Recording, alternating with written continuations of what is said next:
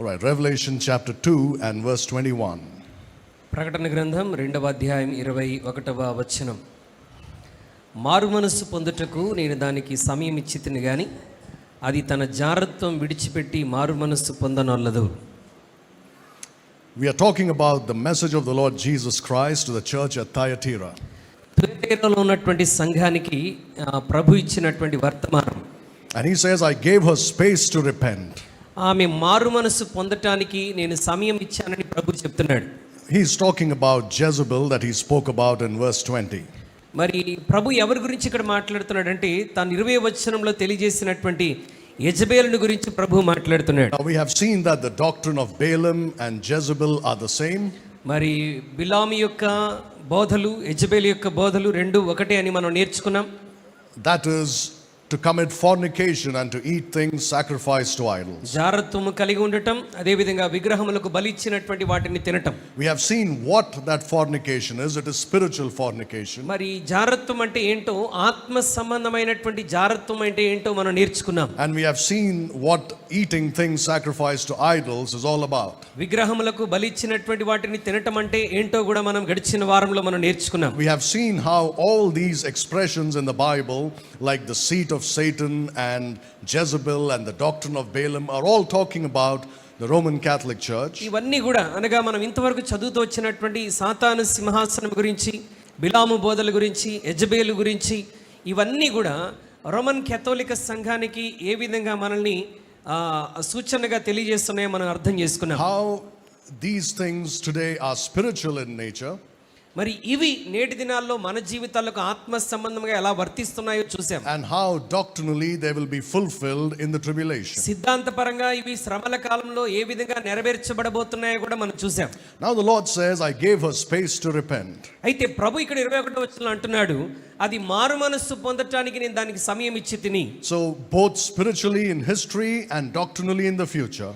మరి ఆత్మీయంగా చరిత్రలో, అదే విధంగా సిద్ధాంతపరంగా భవిష్యత్తులో కూడా The Lord gives this church a chance to repent. దేవుడు ఈ సంఘానికి, థియతైరాలో ఉన్నటువంటి సంఘానికి మారు మనస్సు పొందటానికి సమయం ఇచ్చాడు. And this is really something that talks about the mercy and the grace of God. మరి ఇది నిజంగా దేవుని యొక్క కృప కనికరముల గురించి మాట్లాడుతున్నట్టుగా మనం గ్రహించగలం. Because this church that we are talking about is an abomination in God's eyes. మరి దేవుని దృష్టిలో ఈ సంఘం మరి చాలా చాలా భయంకరమైనదిగా మనకు కనబడుతున్నది. Now even if you do not agree with me that this is the Roman Catholic Church, ఇది రోమన్ కేథోలిక్ సంఘం అని మీరు అంగీకరించకపోయినా, the fact remains that God gave this woman a chance to repent. దేవుడు ఈ స్త్రీకి మారు మనస్సు పొందటానికి అవకాశం ఇస్తున్నాడు. So that talks about how merciful and gracious our God is. ఈ విషయం మన ప్రభు ఎంత కనికరము జాలి కలిగినటువంటి వాడో మనకు తెలియజేస్తున్నది. This is the mercy and grace that has been shown in the person of Jesus Christ when he went to the cross. ఆయన కలువరి సిలువకు కొట్టబడినప్పుడు మరి ఆ కనికరము, కృప, జాలి ప్రభువైనటువంటి యేసుక్రీస్తులో మనం స్పష్టంగా చూడగలుగుతున్నాం. But you see, as we said, doctrinally this is Jezebel in the tribulation. సిద్ధాంతపరంగా మనం గ్రహించగలుగుతున్న విషయం ఏంటంటే శ్రమల కాలంలో ఇదొక యెజబెలు వలె ఉన్నది. And this Jezebel is teaching God's servants, Jews, to commit fornication and to eat things sacrificed to idols. యెజబెలు యూదులకు ఏమని బోధిస్తూ నేర్పిస్తుందంటే జారత్వం చేయవచ్చునని, విగ్రహములకు బలి ఇచ్చినటువంటి వాటిని తినవచ్చునని బోధిస్తున్నది. And God has given this Jezebel a chance to repent. Look at Jeremiah 51. ఇర్మియా గ్రంథం 51వ వచనం మనం చూస్తే దీనికి మారు మనస్సు పొందటానికి దేవుడు అవకాశం ఇస్తున్నాడు. Jeremiah 51, if you read verse 8, he is talking about Babylon. ఇర్మియా గ్రంథం 51వ అధ్యాయం 8వ వచనం గురించి మాట్లాడితే అక్కడ బబులోను గురించి మాట్లాడుతున్నట్టుగా మనకు అర్థమవుతుంది. బబులోను నిమిష మాత్రంలోనే కూలి తుత్తునీయలాయను, దానిని చూచి అంగలార్చుడి, అది స్వస్థత నందునేమో దాని నొప్పి కొరకు గుగ్గిలము తీసుకొని రండి. Now look at verse 9. 9వ వచనం కూడా చూడండి. మనము బబులోనును స్వస్థపరచగోరితిమి, అయితే అది స్వస్థత నొందలేదు, దానిని విడిచిపెట్టుడి. మన దేశములకు వెళ్ళుదము రండి, దాని శిక్ష ఆకాశమంత ఎత్తుగా సాగుచున్నది, అది మేఘములంతా ఉన్నతముగా ఎక్కుచున్నది. Now you see that he's talking about how God had a desire to heal Babylon. దేవుడు బబులోనును స్వస్థపరచాలని ఏ విధంగా ఆశ కలిగి ఉన్నాడో మనం ఇక్కడ లేఖనంలో చూడవచ్చు. But it would not repent. అయితే బబులోను మారుమనసు పొందిందా? పొందలేదు. So historically, Babylon was overthrown by the Medes and the Persians. చారిత్రాత్మకంగా మాదియా పారసీకుల రాజ్యముల ద్వారా బబులోను దేశం మరి ఓడిపోయినట్లుగా మనం చూస్తున్నాం. But doctrinally, in the future, prophetically, it will be destroyed by the 10 kings in the tribulation. సిద్ధాంతపరంగా ప్రవచనాత్మకంగా శ్రమల కాలంలో భవిష్యత్తులో 10 మంది రాజుల చేత అది నాశనం చేయబడుతుంది. And you read about it in Revelation chapter 17. దాని గురించి మనం ఎక్కడ చదువుతామంటే ప్రకటన గ్రంథం 17వ అధ్యాయంలో మనం దాని గురించి చదువుతాం. That the 10 kings destroy her and eat her flesh. మరి 10 మంది రాజులు ఆమెను నాశనం చేసి ఆమె శరీరమును ఆమె మాంసమును తింటారు. Again a reference to cannibalism. మరలా ఆ మాంసం తినటం దేని గురించి తెలియజేస్తుంది? క్యానిబలిజం, నరమాంస భక్షకుల గురించి తెలియజేస్తున్నది. You see, it's very clear that this woman called Jezebel in Revelation 2, మరి ప్రకటన గ్రంథం 2వ అధ్యాయంలో యెజబేలును గురించి ప్రభు మాట్లాడుతున్న మాట in Jeremiah 51 is called Babylon. మరి 51వ అధ్యాయం ఇర్మియా గ్రంథంలో ఈ యెజబేలును అక్కడ దేనితో చెప్తున్నాడు ప్రభు అంటే బబులోను గురించి మాట్లాడుతున్నాడు. So Babylon is the root. This is the foundation for all abominations. మరి ఈ జరుగుతున్నటువంటి దుష్కార్యాలన్నిటికీ మూలం ఎవరు అంటే బబులోను. ఈ ఫ్యాన్ కూడా కొంచెం తగ్గిస్తా. It's called Jezebel. యెజబేలు అని పిలుస్తున్నాం. It's called Balaam. బిలాము బోధలని పిలుస్తున్నాం. It's called the seat of Satan. మరి సాతాన్ యొక్క సింహాసనం అని కూడా పిలుస్తున్నాం. And all these things can be seen today in the Roman Catholic Church. ఇవన్నీ కూడా మనం నేటి దినాల్లో ఎక్కడ చూస్తున్నాం అంటే రోమన్ కథోలిక సంఘంలో మనం చూస్తున్నాం. In the church age. ఏ కాలంలో? ఈ సంఘ కాలంలో. But it will be there as we have seen in the tribulation. మనము గడిచిన వారంలో గత దినాల్లో నేర్చుకున్నట్టుగా శ్రమల కాలంలో మరొకసారి ఇదే విధమైనటువంటి పరిస్థితి ఉండబోతున్నది. Now look at going back to Revelation chapter 2, మరలా ప్రకటన గ్రంథం 2వ అధ్యాయంలోనికి మనం తిరిగి వెళ్దాం. verse 22. 2వ అధ్యాయం 22వ వచనం. ఇదిగో నేను దానిని మంచం పట్టించి దానితో కూడా వ్యభిచరించువారు దాని క్రియల విషయమై మారు మనస్సు పొందితేనే గాని వారిని బహుశ్రమల పాలు చేతును. So the Lord gives a warning here. దేవుడు ఇక్కడ హెచ్చరికను ఇస్తున్నాడు. I will cast her into a bed. నేను ఆమెను మంచం పట్టించేస్తానంటున్నాడు. And them that commit adultery with her into great tribulation. దానిని మంచం పట్టించి దానితో కూడా వ్యభిచరించువారు దాని క్రియల విషయమై మారు మనసు పొందకపోతే శ్రమల పాలు చేస్తానంటున్నాడు. So except they repent. ఒకవేళ వారు మారు మనసు పొందితే తప్ప. You see, today or in the tribulation, సంఘ కాలంలో లేకపోతే శ్రమల కాలంలో the people who have been deceived by the Catholic Church Roman కథోలిక సంఘం చేత మోసపరచబడినటువంటి వారు are given a chance to repent. మోసపరచబడినటువంటి వారందరికీ దేవుడు ఒక అవకాశం ఇస్తున్నాడు మారు మనసు పొందడానికి. Now if they don't repent here in the church age, ఒకవేళ ఇక్కడ సంఘ కాలంలో వారు మారు మనసు పొందకపోతే they will go into the tribulation. వారు శ్రమల కాలంలో ప్రవేశిస్తారు. And in the tribulation, if they do not repent in the first ఒకవేళ half, శ్రమల కాలంలో కూడా వారు మారు మనసు పొందకపోతే they will be cast into great tribulation. వారు శ్రమల కాలం నుండి మహాశ్రమల కాలంలోనికి మరి వెలివేయబడతారు. The first half is the beginning of sorrows. మొట్టమొదటి 3.5 సంవత్సరాలు శ్రమలకు ఆరంభం. It's nothing compared to what will happen here in the second half. ఆ రెండవ 3.5 సంవత్సరాల్లో జరగబోతున్నటువంటి శ్రమలను పోల్చుకుంటే ఇది ఎందునూ సరితూగినటువంటిది కాదు. So he says, if they do not repent, I will cast them into great tribulation. ఒకవేళ అది మారు మనసు పొందకపోతే వారిని శ్రమల పాలు చేస్తానంటున్నాడు. But he says, except they repent. ఒకవేళ వారు మారు మనసు పొందితేనే కానీ. What if they repent? ఒకవేళ మారు మనసు పొందితే ఏం జరుగుతుంది? What's going to happen to them? వారు మారు మనసు పొందితే ఏం జరగబోతుంది? It's simple, right? According to that verse, they will not be cast into great tribulation. మరి వాక్యంలో మనం అర్థం చేసుకున్నట్టుగా సులభంగా గ్రహించవచ్చు. వారు మహాశ్రమల్లోనికి వెళ్ళరు. So how will they be delivered from this great tribulation? ఈ మహాశ్రమల్లో నుండి వారు ఏ విధంగా విడుదల పొందుతారు? We have already seen many times that there is something called the mid-tribulation rapture. మరి శ్రమల కాలం మధ్యలో మరొకసారి ఎత్తబడటం, ర్యాప్చర్ అనేటువంటిది జరుగుతుంది. This is known as mid-trib rapture. దాన్నే మిడ్ ట్రిబులేషన్ ర్యాప్చర్ అంటారు, మిడ్ ట్రిబ్ ర్యాప్చర్ అంటారు. The one that we are going to go up in is called the pre-trib rapture. మనము సంఘముగా మనం పైకెత్తబడటాన్ని మరి ప్రీ ట్రిబ్ ర్యాప్చర్ అంటారు. Today, Bible teachers fight about these things. నేటి దినాల్లో చాలా మంది బైబిల్ బోధకులకు ఈ రెండింటికి మధ్యలో చాలా వివాదాలు జరుగుతూ ఉంటాయి. There are some who teach that the rapture will be before the tribulation. శ్రమలకు ముందు సంఘం ఎత్తబడుతుందని కొంతమంది బోధిస్తారు. Some teach ఎత్తబడుతుందని బోధిస్తారు. And some teach that the rapture will be at the end of the tribulation. మరి కొంతమంది ఏమని బోధిస్తారంటే శ్రమల కాల ముగింపులో సంఘం పైకెత్తబడుతుంది అంటారు. The problem is and then be taken up. Mid trib rapture నమ్మేటువంటి వారు ఏమని విశ్వసిస్తారంటే సంఘము శ్రమల్లోనికి ప్రవేశిస్తుంది, శ్రమలు జరుగుతుండగా మధ్యలో సంఘం పైకెత్తబడుతుంది అంటారు. The post-trib rapture people believe the church will go through the entire tribulation and then at the end of the tribulation will be rapture. Post ట్రిబ్ rapture వారు నమ్మేటువంటిది ఏంటంటే సంఘము 7 సంవత్సరాల శ్రమల గుండా వెళ్ళి ఆ తరువాత సంఘం పైకెత్తబడుతుంది అని నమ్ముతారు. But if you study the scriptures and rightly divide it, సత్యవాక్యాన్ని సరిగా విభజిస్తూ మనం చదివి అర్థం చేసుకోగలిగితే what you will see is that there are 3 raptures, not one.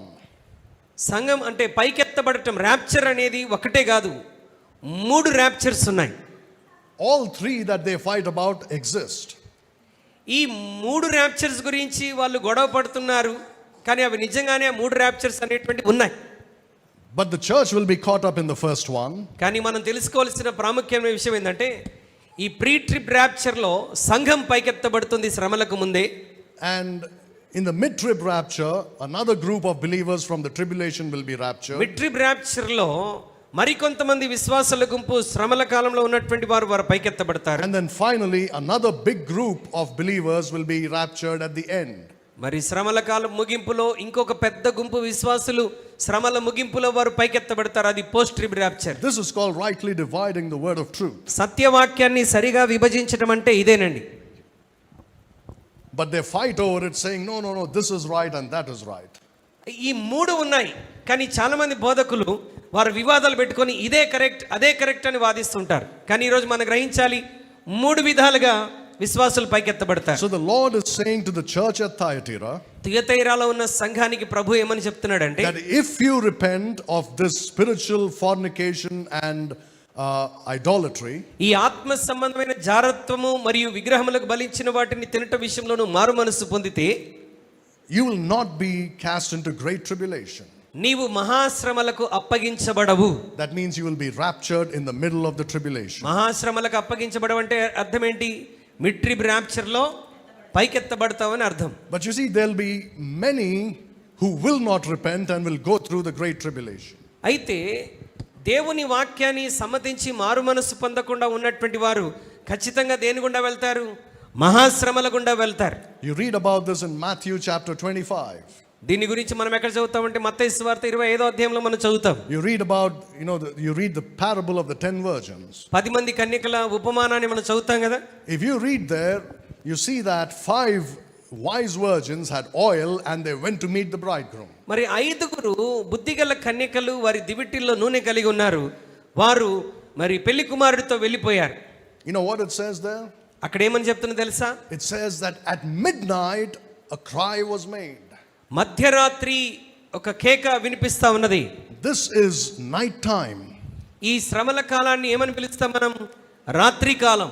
And the midnight is the center point of that night time. మరి ఆ రాత్రి కాలానికి మరి మధ్య భాగమే మధ్యరాత్రి.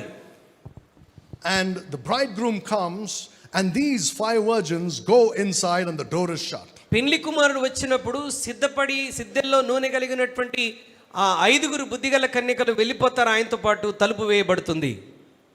Many times preachers preach Matthew 24 and 25 to the church age believers. చాలా సందర్భాల్లో బోధకులు మత్తయి సువార్త 24, 25 ఎవరి కొరకు బోధిస్తారంటే ప్రస్తుతం ఉన్న సంఘము కొరకు వాళ్ళు అప్లై చేసి బోధిస్తూ ఉంటారు. Read it. దయచేసి చదవండి వాక్యాన్ని.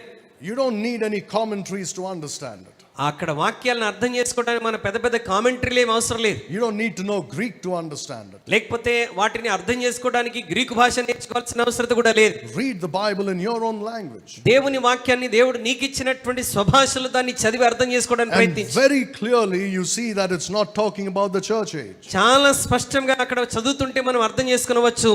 ఆ మత్తయి సువార్త 24:25 సంఘకాలానికి రాయబడినటువంటిది కాదు.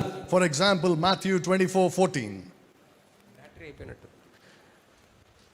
ఉదాహరణకి మత్తయి సువార్త 40. అటు తరువాత అంతం వచ్చును అని అక్కడ రాయబడి ఉన్నది. So preachers will tell you till the gospel is preached in the whole world today, the rapture won't take place. ఇప్పటి వరకు చాలా మంది బోధకులు మీరు బోధించడం విని ఉంటారు.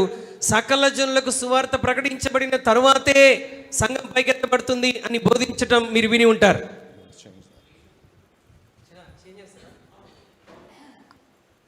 చెప్పినట్టుగా సకల జనులకు సువార్త అందించబడిన తర్వాతే మరి సంఘం ఎత్తబడుతుంది అని చెప్తూ ఉంటారు, రాకడ వస్తుందని చెప్తుంటారు. That's not the truth at all. అది సత్యం కాదండి.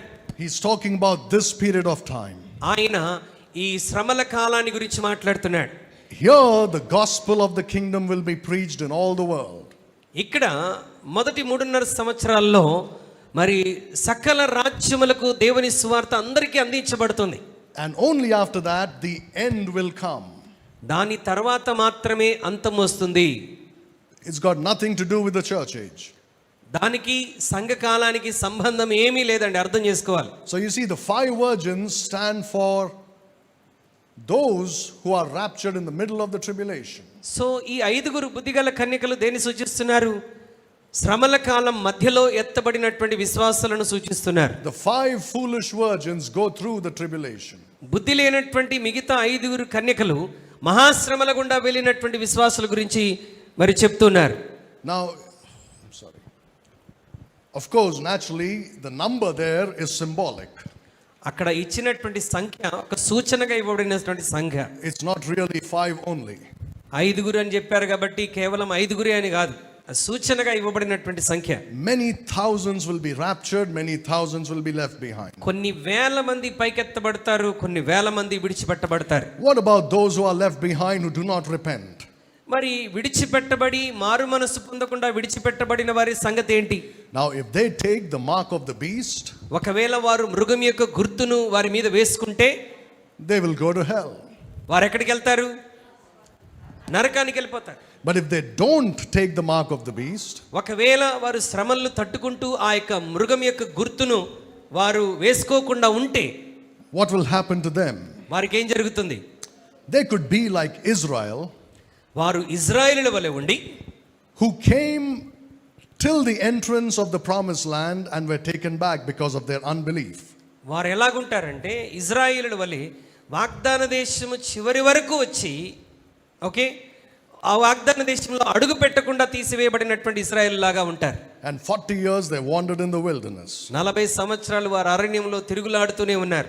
But if they repent afterwards and truly believe, ఒకవేళ దాని తర్వాత వారు నిజముగానే విశ్వసించి మారు మనస్సు పొందితే, at this point it looks like God keeps them safe till this is found in Egypt. మరి దీని గురించి చక్కగా అర్థం చేసుకోవడానికి ఈజిప్ట్లో ఆ విషయాన్ని, ఈజిప్ట్ గురించి చూసినప్పుడు మనం ఆ విషయాన్ని అర్థం చేసుకోగలం. Now you must understand that in this second part of the tribulation, మహాశ్రమల కాలం, ఈ శ్రమల కాలంలో 2వ భాగంలో there are 2 major judgments. 2 ప్రాముఖ్యమైనటువంటి తీర్పులు జరుగుతాయి. One is called the trumpet judgments and the other one is called the vial judgments. మరి బూరెల తీర్పు, ఇంకొకటి Bowl. పాత్రల తీర్పు. 2 తీర్పులు మనం అక్కడ చూస్తాం. Right, you read about this in chapters 8 and 9. ప్రకటన గ్రంథం 8, 9 అధ్యాయాల్లో మనం వాటిని గురించి మనం చదువుతాం. And this you read of 15 and 16.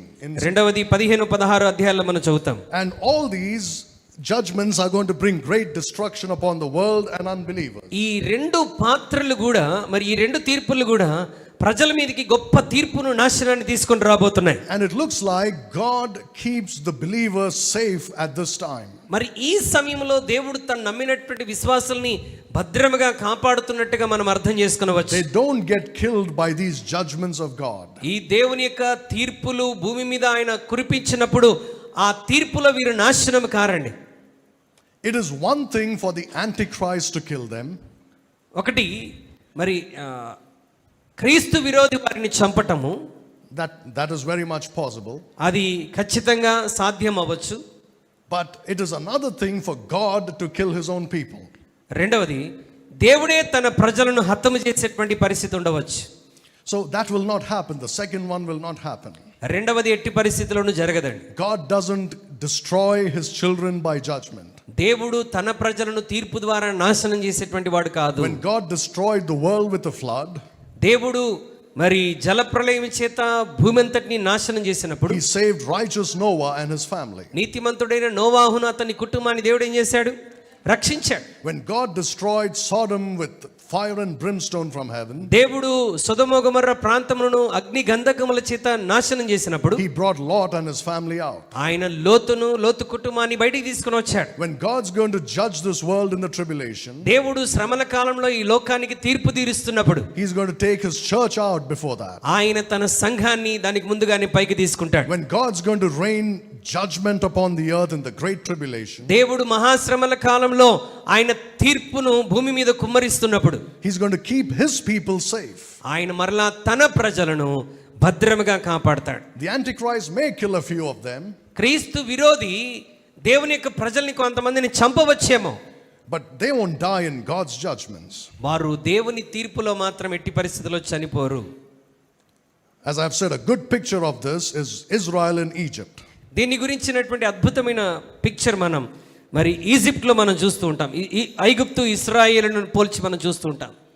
And the 10 plagues that God sent on Egypt.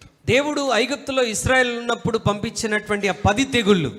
When God judged Egypt and Pharaoh and their gods in those plagues, ఐగుప్తు దేవతలను, ఐగుప్తు ఫరో రాజును దేవుడు తీర్పు తీర్చినప్పుడు God kept Israel safe. ఇశ్రాయేలు అందరిని దేవుడు ఏం చేశాడు? భద్రముగా కాపాడాడు. Look at Exodus chapter 8. We'll look at a few verses quickly in Exodus. మరి దానికి సంబంధించి నిర్గమకాండంలో కొన్ని విషయాలు మనం త్వరగా చూద్దాం. నిర్గమకాండం 8వ అధ్యాయం మొట్టమొదటిగా. Chapter 8 verses 22 and 23. 8వ అధ్యాయం 22-23 వచనాలు.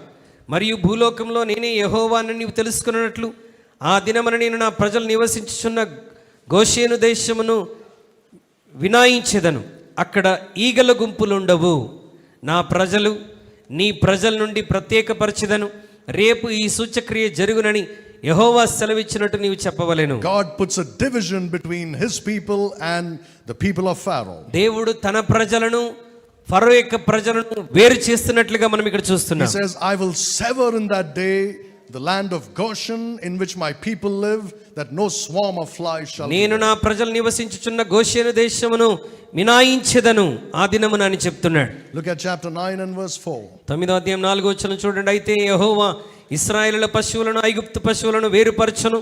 ఇశ్రాయేలులకున్న వాటన్నిటిలో ఒకటైనను చావదని హెబ్రీయుల దేవుడగు యెహోవా సెలవిచ్చుచున్నాడని అతనితో చెప్పుమనెను. Verse 6. 6వ వచనం చూద్దాం. మరునాడు యెహోవా ఆ కార్యము చేయగా ఐగుప్తుల పశువులన్నీ చచ్చెను గాని ఇశ్రాయేలుల పశువుల్లో ఒకటియు చావలేదు. Look at chapter 10 and verse 30. 10వ అధ్యాయం 30వ వచనాన్ని దయచేసి చూడండి. Sorry, verse 23. Chapter 10 and verse 23. 10వ అధ్యాయం 23వ వచనం. 3 దినములు ఒకరినొకడు కనుగొనలేదు, ఎవడును తన్న చోటి నుండి లేవలేకపోయాను. అయినను ఇశ్రాయేలులకందరికీ వారి నివాసంలో వెలుగుండెను. Egypt had darkness, but Israel had light. ఐగుప్తులందరికీ చీకటి ఉన్నది, కానీ ఇశ్రాయేలులకు మాత్రం దేవుడు వెలుగునిచ్చాడు. Look at chapter 11 verses 6 and 7. 11, 6, 7 వచనాలు ఒకసారి చూడండి. అప్పుడు ఐగుప్తు దేశం అంతటా మహాఘోష పుట్టును. అట్టి ఘోష అంతకుముందు పుట్టలేదు, అట్టిది ఇక మీదట పుట్టదు. యెహోవా ఐగుప్తీయులను ఇశ్రాయేలులను వేరుపరచునని మీకు తెలియబడినట్లు మనుషుల మీద గాని, జంతువుల మీద గాని, పశువుల మీద గాని ఇశ్రాయేలులో ఎవరి మీదనైనను ఒక్క కుక్కయు తన నాలుక ఆడించదు. You see, again he makes a difference between Israel and the Egyptians. ఐగుప్తీయులను ఇశ్రాయేలును వేరుపరిచినట్లుగా మరలా ఇక్కడ కూడా మనం చూస్తున్నాం. Not a dog will move its tongue against man. ఏ కుక్క కూడా తన నాలుక ఇశ్రాయేలు ఎవరి మీదను ఆడించదు. Look at chapter 14. 14వ అధ్యాయంలోనికి రండి. Sorry, chapter 12. Look at 12వ అధ్యాయంలోనికి రండి. verses 12 and 13. 12, 13 వచనాలు చదవండి. ఆ రాత్రి నేను ఐగుప్తు దేశమందు సంచరించి ఐగుప్తు దేశమందలి మనుషుల్లోనే గాని జంతువుల్లోనే గాని తొలి సంతతియు హతము చేసి ఐగుప్తు దేశం దేవతలందరికీ తీర్పు తీర్చెదను. నేను యెహోవాను, మీరున్న ఇండ్ల మీద ఆ రక్తం మీకు గుర్తుగా ఉండును. నేను ఆ రక్తమును చూచి మిమ్మును నశింపచేయక దాటిపోయేదను. నేను ఐగుప్తు దేశమును పాడు చేయుచుండగా మిమ్ము సంహరించుటకు తెగులు మీ మీదికి రాదు. See, God clearly says, I will not do this to you. ఆ తెగులు మీ మీదికి రాదు అని దేవుడు స్పష్టంగా చెప్తున్నాడు. Look at chapter 14 verses 28 and 29. 14, 28, 29 వచనాలు మీరు చదవండి. నీళ్లు తిరిగి వచ్చి ఆ రథములను రౌతులను వారి వెనుక సముద్రంలోనికి వచ్చిన ఫరో యొక్క సర్వసేనను కప్పివేశను. వారిలో ఒక్కడైనను మిగిలి ఉండలేదు. అయితే ఇశ్రాయేలులు ఆరిన నేలను సముద్రం మధ్యనున్నప్పుడు ఆ నీళ్లు వారి కుడి ఎడమల ప్రక్కలను గోడవలె ఉండెను. They walked upon dry land. ఇశ్రాయేలులందరూ ఆరిన నేల మీద నడుచుకుంటూ వెళ్ళారు. One more please in Psalm మరొక వచనం 70. మనం చూద్దాం. Psalm 78 కీర్తనలు 78 verses 52 to 55. కీర్తన 78 52 నుంచి 55 వచనాలు మనం చదువుకుందాం. అయితే గొర్రెల వలె ఆయన తన ప్రజలను తోడుకొని పోయెను. ఒకడు మందను నడిపించినట్లు అరణ్యములో ఆయన వారిని నడిపించెను. వారు భయపడకుండా ఆయన వారిని సురక్షితంగా నడిపించెను. వారి శత్రువులను సముద్రంలో ముంచివేశెను. తాను ప్రతిష్ఠించిన సరిహద్దునద్దుకు తన దక్షిణ హస్తము సంపాదించిన ఈ పర్వతమునద్దుకు ఆయన వారిని రప్పించెను. వారి ఎదుట నుండి అన్ని జనులను వెళ్ళగొట్టెను. కొలనూలు చేత వారి స్వాస్థ్యమును వారికి పంచి ఇచ్చెను. ఇశ్రాయేలు గోత్రములను వారి గుడారంలో నివసింపజేసెను. And if you read the verses before that, it talks about how God smote and destroyed Egypt. దానికి ముందు లేఖనాలను మనం చదివితే దేవుడు ఏ విధంగా కదిలి ఐగుప్తు దేశం అంతటిని వారి ప్రజలను నాశనం చేశాడో మనం చూడగలం. But his people he led like a flock కానీ తన ప్రజలైనటువంటి ఇశ్రాయేలును దేవుడు సంరక్షించాడు. and brought them to the promised land. వారిని వాగ్దాన దేశంలోనికి తీసుకుని వచ్చాడు. So if they repent in the tribulation, మరలా ఇక్కడ చెప్తున్నాడు, వారు మారు మనస్సు పొందితే, here if they miss the mid-trib rapture, ఒకవేళ మిడ్ ట్రిబ్ ర్యాప్చర్ లో శ్రమల కాలం మధ్యలో వారు ఎత్తబడటం మిస్ అయితే, and if they repent after that, దాని తర్వాత మహాశ్రమల కాలంలో వారు పశ్చాత్తాపడి మారు మనస్సు పొందితే, God will safely lead them to the end of the tribulation and they'll be caught up at the post-trib rapture. దేవుడు వారిని మహాశ్రమల ముగింపులోనికి భద్రముగా కాపాడి నడిపించి అక్కడి నుండి వారు ఎత్తబడేటట్లుగా ప్రభు సహాయం చేస్తాడు. Except they repent. వారు మారు మనస్సు పొందితేనే కానీ. Repentance in the Bible is a great doctrine. ప్రాముఖ్యమైనటువంటి బోధ. And sadly many Christians don't understand it. విచారం ఏంటంటే చాలా మంది క్రైస్తవులు ఆ మారు మనసు అన్న అంశాన్ని సరిగా అర్థం చేసుకోలేకపోతున్నారు. Repentance in the Old Testament and repentance in the church age are different. పాత నిబంధనలో మారు మనస్సు, సంఘకాలంలో నూతన నిబంధనలో మారు మనస్సు చాలా వ్యత్యాసం ఉన్నది. The repentance in the tribulation is like the repentance of the Old Testament. శ్రమల కాలంలో ఉన్నటువంటి మారు మనస్సు పాత నిబంధనలో ఉన్నటువంటి మారు మనస్సు వంటిది. It is not just a change of mind. అది కేవలం మనస్సును మాత్రమే మార్చుకోవటం కాదు. It is to renounce. పాత నిబంధనలో ఆ విధముగానే ఉండేది, శ్రమల కాలంలో కూడా అదే విధంగా ఉండబోతున్నది. And the reason for that is because both in the Old Testament and in the tribulation, కారణం ఏంటంటే పాత నిబంధనలోను శ్రమల కాలంలోను salvation is by faith and works. పాత నిబంధనలోను శ్రమల కాలంలోను రక్షణ ఎలా పొందుకుంటామనంటే విశ్వాసము మరియు క్రియల ద్వారా. Not so in the church age. సంఘ కాలంలో ఇప్పుడు మనం రక్షణ పొందాలంటే మారు మనస్సు క్రియలుగా మరి విశ్వాసము క్రియలు కాదు, విశ్వాసం ద్వారా మాత్రమే. In the tribulation it's going to be like that once again. కానీ శ్రమల కాలంలో పాత నిబంధన వలె మరొకసారి విశ్వసిస్తే సరిపోదు, విశ్వాసం ఉండాలి, క్రియలు కూడా ఉండాలి. So whenever you see faith and works mixed together, you will understand its tribulation doctrine. విశ్వాసము క్రియలు అన్న అంశం ఎక్కడ కనబడుతుందో అది శ్రమల కాలానికి సంబంధించినటువంటి బోధనను అర్థం చేసుకోవాలి. So in the tribulation, God says, if they repent, He will not cast them into great tribulation. శ్రమల కాలంలో ఇప్పుడు వారు మారు మనస్సు పొందితే వారిని మహాశ్రమలకు అప్పగించరని ప్రభు అంటున్నాడు. That means they'll be caught up in the mid-trib rapture. అంటే వారు ఏమవుతారు, మరి మిడ్ ట్రిబ్ ర్యాప్చర్ లో వారు పైకెత్తబడతారు. But if they don't repent at that point and repent afterwards, ఒకవేళ ఆ మహాశ్రమలకు ముందు వారు మారు మనస్సు పొందకుండా తర్వాత మారు మనస్సు పొందితే God will keep them safe through that great tribulation. ఆ మహాశ్రమల కాలం అంతా ముగించేంత వరకు దేవుడు వారిని భద్రంగా కాపాడతాడు. So in verse 22, behold, I will cast her into a bed, and them that commit adultery with her into great tribulation, except they repent of their deeds 22వ వచనంలో అంటున్నాడు, ఇదిగో నేను దానిని మంచం పట్టించి దానితో కూడా వ్యభిచరించువారు దాని క్రియల విషయమై మారు మనసు పొందితేనే గాని వారిని బహుశ్రమల పాలు చేతును. You see this? Except they repent of their deeds, their works. వారు మారు మనసు పొంది దానికి సంబంధించిన క్రియలు చేస్తేనే తప్ప Works are involved in that salvation. వారి రక్షణలో క్రియలు చాలా ప్రాముఖ్యమైనటువంటివి. Coming to verse 23. 23వ వచనం చూద్దాం. దాని పిల్లలను నిశ్చయముగా చంపెదను, అందువలన అంతరింద్రియములను హృదయములను పరీక్షించువాడ నేనే అని సంఘములన్నీ తెలుసుకొనును, మరియు మీలో ప్రతివానికి వాని వాని క్రియల చొప్పున ప్రతిఫలం ఇచ్చేదను. Once again there you see a mention of works. మరలా 23లో కూడా క్రియలను గురించి మాట్లాడుతున్నాడు. But he says, I will kill her children with death. ఆమె పిల్లలను నిశ్చయముగా చంపెదను. Spiritually speaking, in the church age, ఆత్మ సంబంధంగా మాట్లాడితే సంఘ కాలంలో, remember Thyatira is from 500 to 1000 AD. Thyatira సంఘ కాలం ఏమని మేము నేర్చుకున్నాం?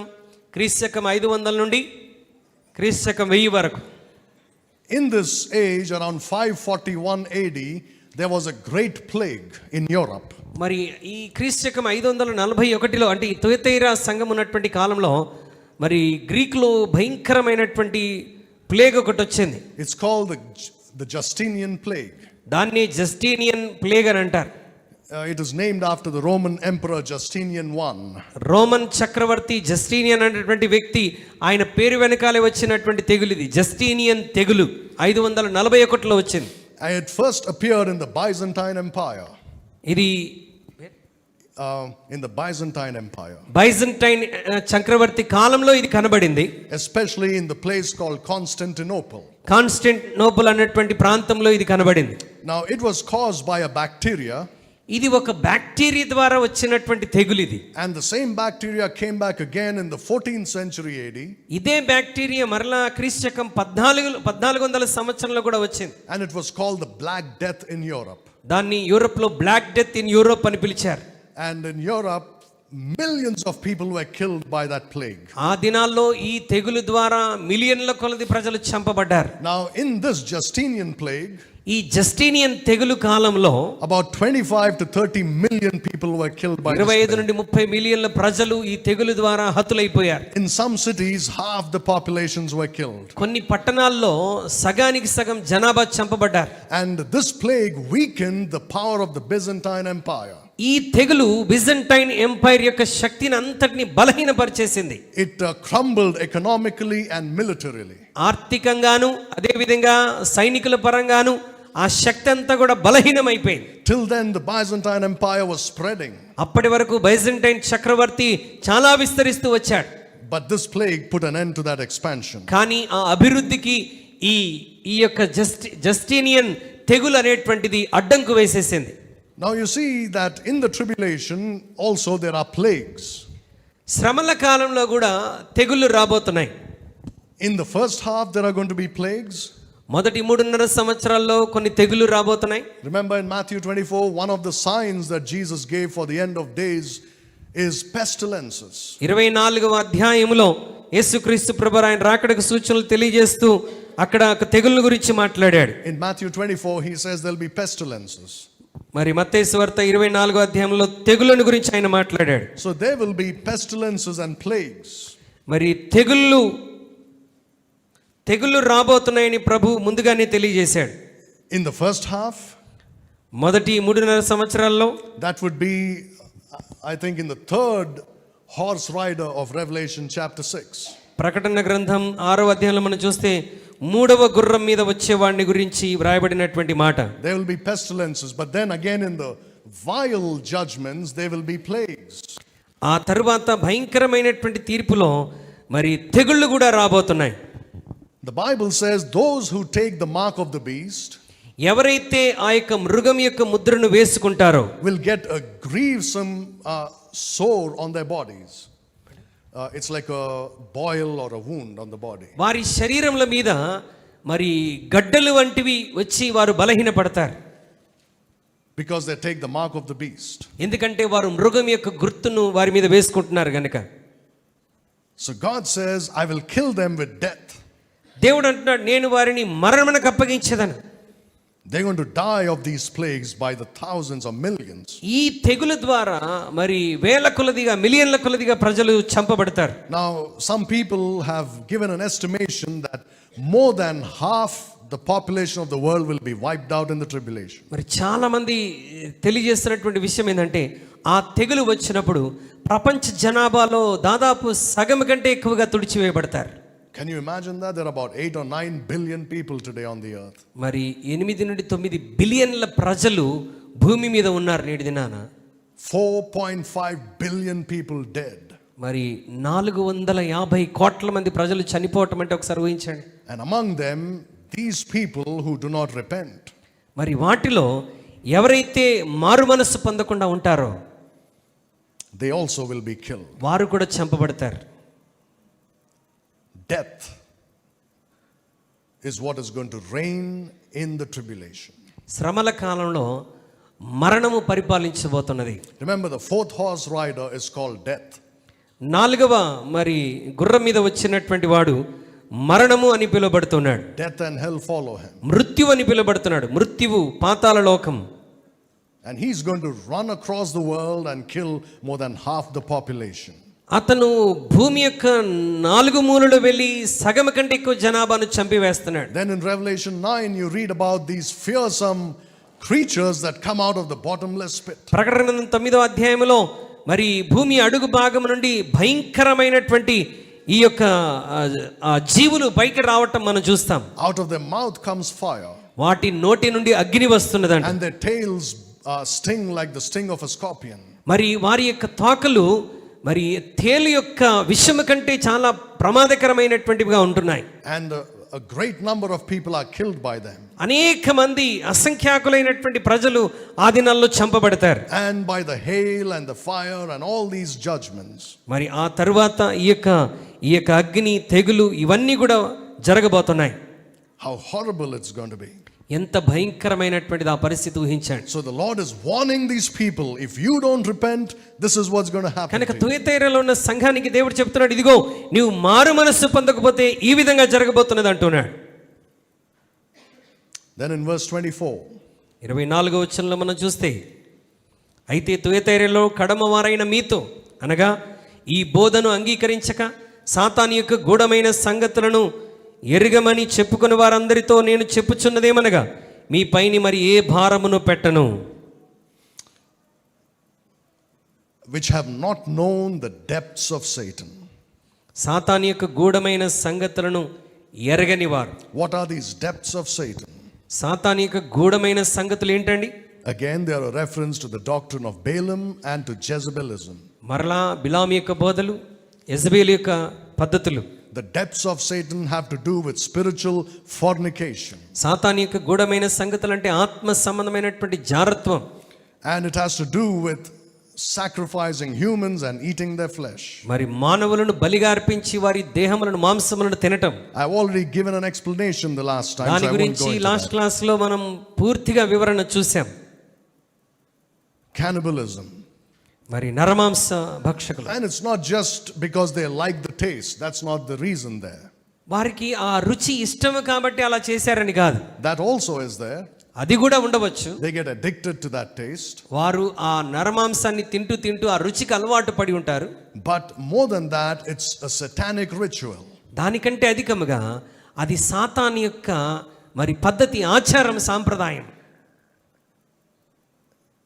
Unless a person doesn't sacrifice a human and eat the flesh and drink the blood, మరి ఒక నరుని చంపి బలి అర్పించి ఆ రక్తము త్రాగి మాంసం తినకపోతే that person will not be initiated into the inner circle of Satan worshippers. ఆ వ్యక్తి మరి సాతాను ఆరాధికుల మధ్యలోనికి అంగీకరించబడేటువంటి అవకాశం ఉండదు.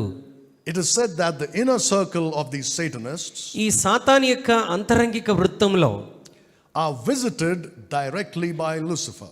మరి నేరుగా లూసిఫర్ ద్వారా వారికి అనుసంధానం జరుగుతుంది. They meet like this in a room, closed. వారు ఒక మూయబడినటువంటి గదిలో ఇలాగ కలుసుకుంటారు సాతాను ఆరాధికులు. There'll be a throne placed there. వారి మధ్యలో ఒక సింహాసనం ఉంటుంది. And they'll all be sitting and waiting for their master to come. వారందరూ అక్కడ కూర్చొని వారి యజమానుడి రాక కొరకు ఎదురు చూస్తూ ఉంటారు. And they say that before he comes, they have this sense of fear. వాడు రాకముందు వారి హృదయాల్లో ఈ భయం అనేది ఏర్పడుతుంది. And then suddenly a very bad odor, very bad smell. ఆ తర్వాత ఒక భయంకరమైనటువంటి దుర్వాసన. And suddenly Lucifer comes and sits on the throne out of nowhere. అకస్మాత్తుగా లూసిఫర్ వచ్చి ఆ సింహాసనం మీద కూర్చుంటాడు. And they say the very sight of him makes them tremble in fear. ఆయన యొక్క ఉనికి వారందరికీ చాలా భయమును వణుకును పుట్టించేస్తుంది. And only those who have sacrificed, like I've said before, are allowed to be there. ఎవరైతే మనం ఇందాక మాట్లాడుకున్నట్టుగా బలి అర్పించి ఆ రక్తం త్రాగి మాంసం తింటారో వారు అంగీకరించబడతారు. And they are given instructions as to what they have to do. వారు ఏమి చేయాలో ఏమి చేయకూడదో వారికి సూచనలు ఇవ్వబడతాయి. These are the depths of Satan. ఇవి సాతాను యొక్క గూఢమైన సంగతులు. These are unimaginable for us, but these are real. ఇవన్నీ మనం ఊహించడానికి చాలా అతీతంగా ఉంటాయి కానీ ఇవి జరిగేటువంటి వాస్తవాలు. They are happening today. They have happened in the past. నేటి దినాల్లో జరుగుతున్నాయి, గతంలో కూడా ఇవి జరుగుతూనే వచ్చాయి. And he says, for those of you who have not known the depths of Satan, మీలో ఎవరైతే సాతానిక గూఢమైన సంగతులు ఎరగమని చెప్తున్నారో I will put upon you none other burden. మీ పైని మరి ఏ భారము నేను పెట్టను అని అంటున్నాడు. Because already you are resisting unto blood, fighting against the Antichrist. ఎందుకంటే క్రీస్తు విరోధికి మీరు వ్యతిరేకంగా పోరాడుతూ ఆ రక్తమును తృణీకరిస్తూ మీరు జాగ్రత్త పడుతున్నారు కనుక ఏ భారము మీ మీద పెట్టను. So these are the ones who will be taken up in the mid-tribulation rapture. So ఈ విధముగా ఉన్నటువంటి వారు మరి ట్రిబులేషన్ మధ్యలో వారు పైకెత్తబడతారు. If you read in Revelation 7, for example, ప్రకటన గ్రంథం 7వ అధ్యాయంలో గనుక మనం చదివితే you see there that there is a number which no man can count who have been taken out of the world.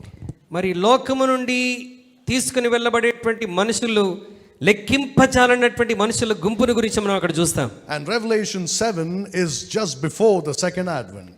మరి ప్రకటన గ్రంథం 7వ అధ్యాయం ఎప్పుడు జరుగుతుందంటే క్రీస్తు యొక్క రెండవ ఆగమనానికి కొంత ముందు జరుగుతుంది.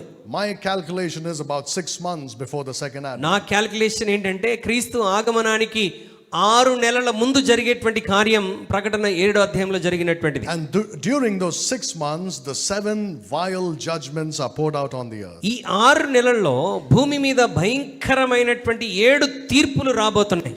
And when they are raptured, ఎప్పుడైతే వారు పైకెత్తబడతారో it says about them in Revelation chapter 7. 7వ అధ్యాయంలో వారి గురించి చెప్పబడిన మాట. Look at Revelation chapter 7. Look at verse 9. 9వ వచనాన్ని దయచేసి చూద్దాం. అటు తర్వాత నేను చూడగా ఇదిగో ప్రతి జనములో నుండి ప్రతి వంశములో నుండి ప్రజల్లో నుండి ఆయా భాషలు మాట్లాడే వారిలో నుండి వచ్చి ఎవడునూ లెక్కింపజాలని ఒక గొప్ప సమూహము కనబడెను.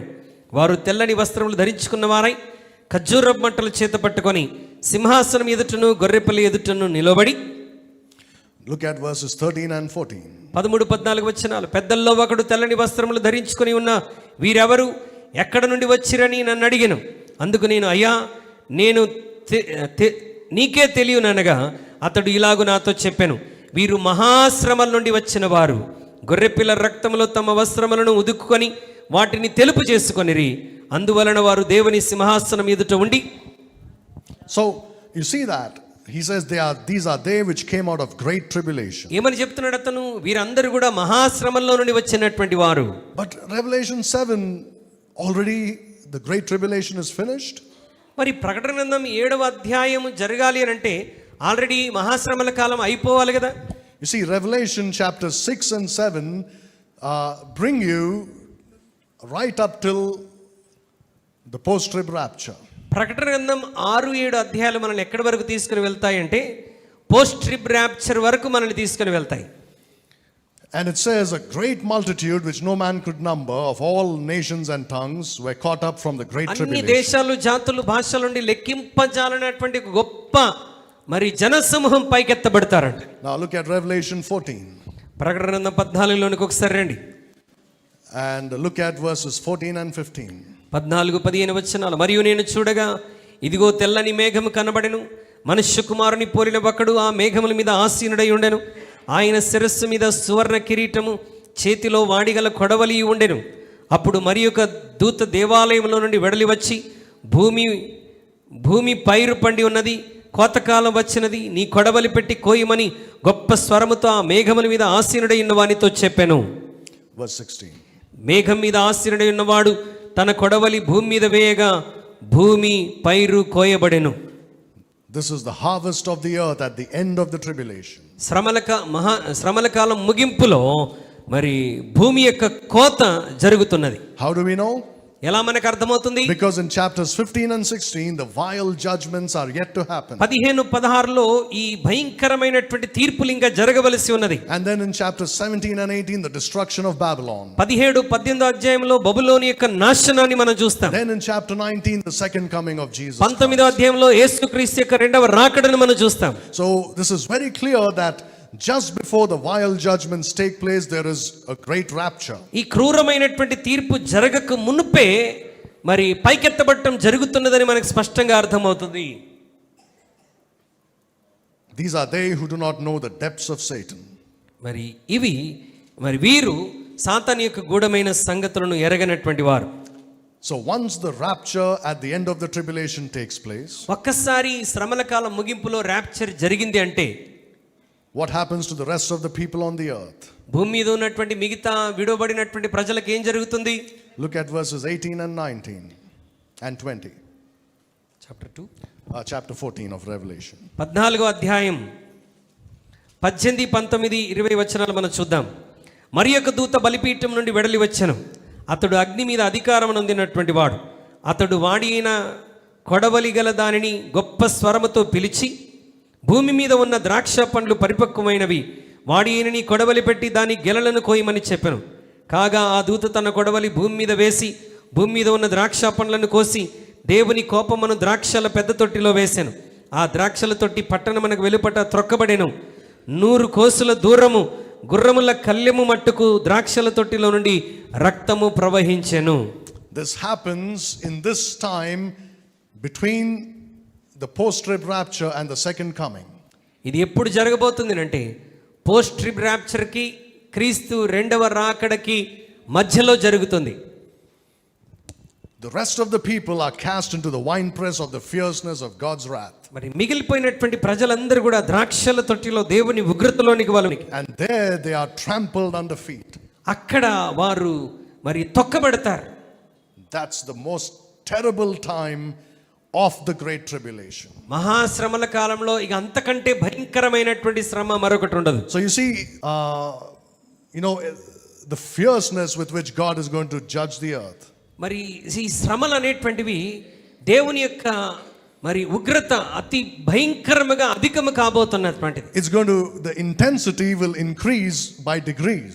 దాని తీవ్రత ఒక్కొక్క స్థాయిలో అధికమవుతున్నట్లుగా మనం చూస్తున్నాం. First the beginning of sorrows. మొట్టమొదటిగా ఈ యొక్క మరి శ్రమల యొక్క ఆరంభం, దుఃఖం యొక్క ఆరంభం. Then the great tribulation. తర్వాత మహాశ్రమలు. Then the winepress of God's wrath. తర్వాత దేవుడు ద్రాక్ష తొట్టిలో తొక్కివేసినటువంటి ఆ భయంకరమైనటువంటి ఉగ్రత.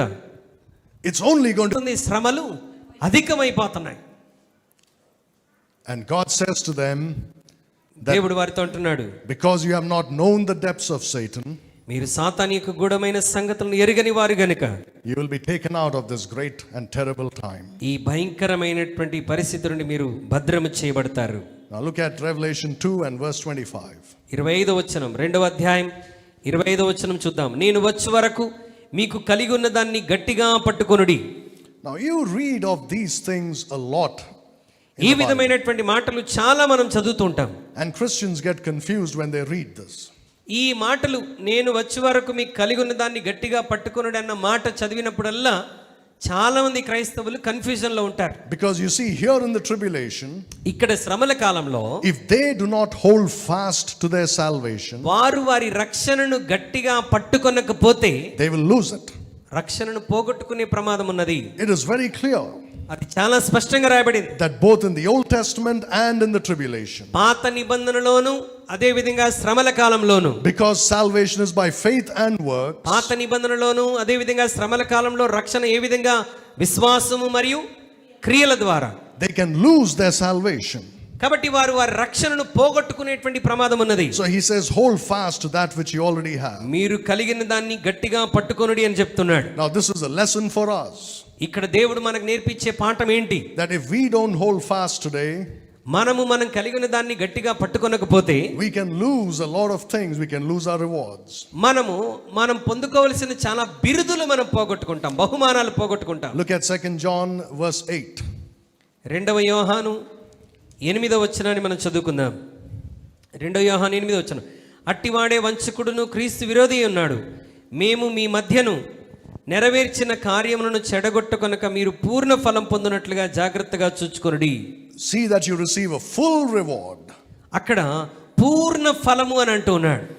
That means you can lose those things, and that means you can lose your rewards. నీవు కలిగిన దాన్ని గట్టిగా పట్టుకొనకపోతే నీ ఫలమును నువ్వు పోగొట్టుకుంటావు, And you will not receive a full reward. నీ పూర్ణ ఫలమును నీవు పొందుకోలేవు. But you see, here in the tribulation, అయితే ఇక్కడ శ్రమల కాలంలో if they don't hold on to what they have, వారు కలిగి ఉన్న దాన్ని గట్టిగా పట్టుకొనకపోతే they can easily lose their salvation. వారు వారి రక్షణనే పోగొట్టుకునే ప్రమాదం ఉన్నది. And if they lose their salvation here, ఒకవేళ శ్రమల కాలంలో వారి రక్షణ పోగొట్టుకుంటే they will go into great tribulation. వారు మహాశ్రమల కాలంలోనికి వెళ్తారు. If they lose their salvation here in the second part, ఒకవేళ మహాశ్రమల కాలంలో వారి యొక్క రక్షణను పోగొట్టుకుంటే they will go into the winepress of God's wrath. దేవుని యొక్క మహా ఉగ్రత అయినటువంటి ద్రాక్ష తొక్కడంలోనికి వెళ్ళిపోతారు. Here God's protection is not there upon them. అక్కడ దేవుని యొక్క కాపుదల వారి మీదకి ఉండదు. God's protection here is only upon the Jews. అక్కడ దేవుని యొక్క రక్షణ ఎవరికి ఉంటుందంటే కేవలం యూదులకు మాత్రమే ఉంటుంది. Because all the Gentiles who believe here are caught up. ఎందుకంటే అక్కడ రక్షించబడినటువంటి అన్యజనులందరూ కూడా పైకెత్తబడతారు. So he says, that which ye have already, hold fast till I come. నీవు కలిగి ఉన్న దాన్ని నేను వచ్చే వరకు గట్టిగా పట్టుకొనమని చెప్తూ ఉన్నాడు. Verse 26. 26వ వచనం. నేను నా తండ్రి వలన అధికారం పొందినట్టు జయించుచు అంతం వరకు నా క్రియలు జాగ్రత్తగా చేయువానికి జనుల మీద అధికారం ఇచ్చెదను. Now I want to speak today on this great doctrine in the Bible. పరిశుద్ధ గ్రంథమైన బైబిల్లోని ఈ గొప్ప బోధన గురించి, డాక్ట్రిన్ సిద్ధాంతాన్ని గురించి మాట్లాడాలని ఆశపడుతున్నాను. This is, you can call, the doctrine of the end. ముగింపు యొక్క సిద్ధాంతం. What do I mean by that? Doctrine of end అంటే అర్థం ఏంటి? Most Christians చాలా మంది క్రైస్తవులు blunder when it comes to biblical doctrine. Bible సంబంధమైనటువంటి సిద్ధాంతంలోనికి వచ్చినప్పుడు చాలా భయంకరంగా మోసపోతున్నారు. Is because they do not understand this doctrine of the end. ఎందుకంటే ఈ డాక్ట్రిన్ ఆఫ్ ది ఎండ్, ముగింపు యొక్క సిద్ధాంతాన్ని అనేకులు సరిగా అర్థం చేసుకోలేకపోతున్నారు. If you understand this, దీన్ని గనుక మనం సరిగా అర్థం చేసుకుంటే you will be able to rightly divide the word of truth with regards to many doctrines. దేవుని వాక్యాన్ని అనేక సిద్ధాంతాల విషయంలో కూడా మనం సత్యవాక్యాన్ని సరిగా విభజించడం నేర్చుకోవచ్చు. Most Christians think that when the Bible talks about the end, and it talks about the end 148 times in the Bible. పరిశుద్ధ గ్రంథమైనటువంటి బైబిల్లో ముగింపును గురించి దేవుడు 140 సార్లు మాట్లాడుతున్నాడు. 148 సార్లు మాట్లాడుతున్నాడు. In 150 verses. 148 సార్లు. It's the other way around. 150 times in 148 verses. 150 సార్లు ముగింపును గురించి 148 వచనాల్లో దేవుడు మాట్లాడుతున్నాడు. That means this is important. ఇన్ని సార్లు ఆ ఎండ్ని గురించి, ముగింపును గురించి చెప్తున్నాడంటే దాని గురించి తెలుసుకోవాల్సిన అవసరత మనకు ఉందంటారు లేదంటారు? Again and again he says the end, the end, the end. మరలా ముగింపును గురించి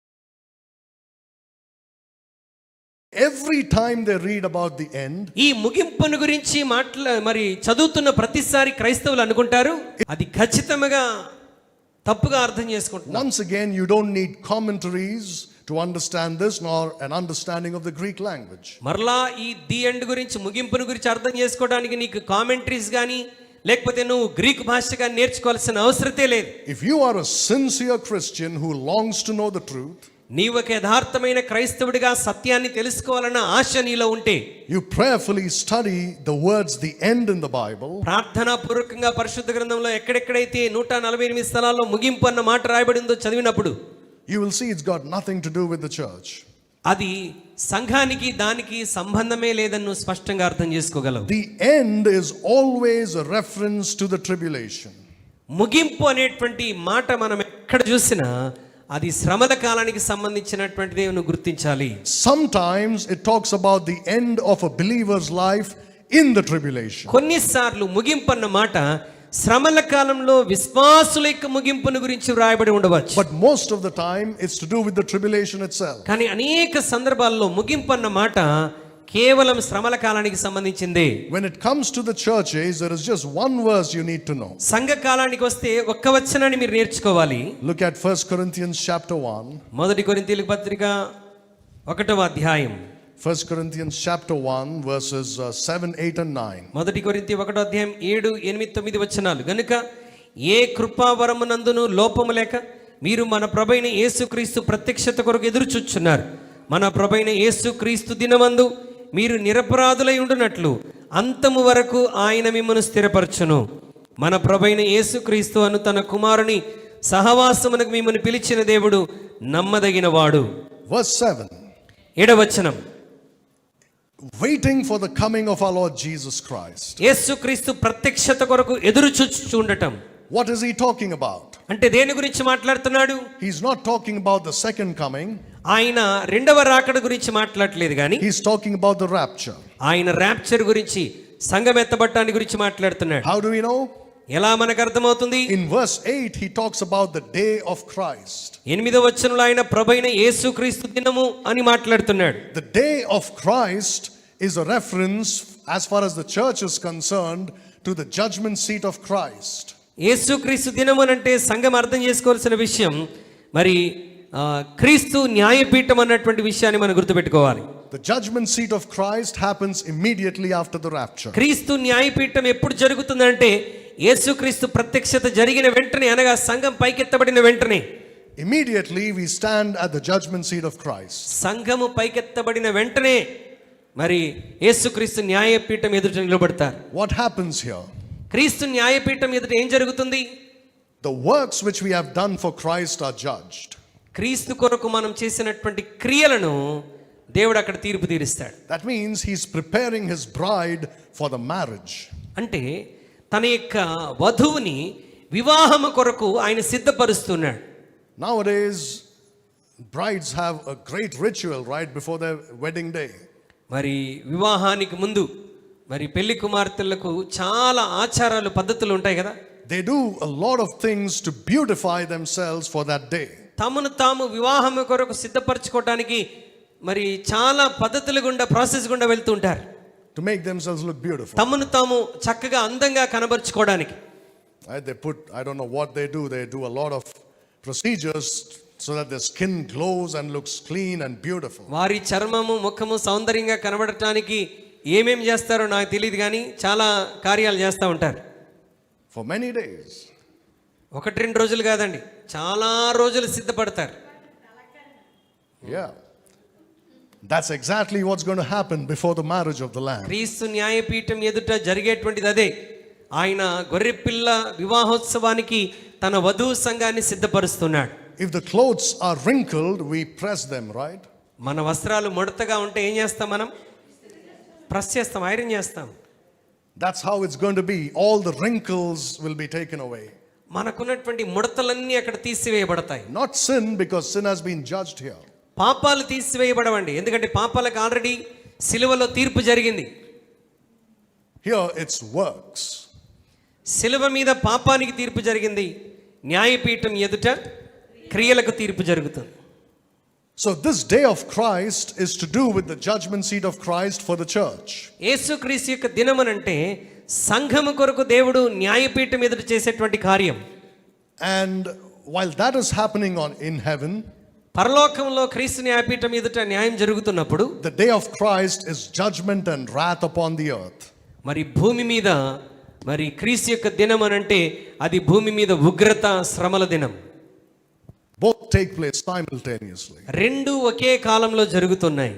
Now in verse 9 of what we just read in 1 మనం Corinthians చదివిన 9, లేఖనంలో 9వ వచనంలో చూస్తే it says there that God will keep us till that day. దేవుడు అంతము వరకు మిమ్మును స్థిరపరచును అని దేవుని వాక్యం అంటున్నది. So when the church is connected to the end, సంఘము అంతానికి కనెక్ట్ అయి ఉంటే it says that you are confirmed unto the end, నీవు అంతము వరకు స్థిరపరచబడతావు. and the end for the church age is the rapture of the church.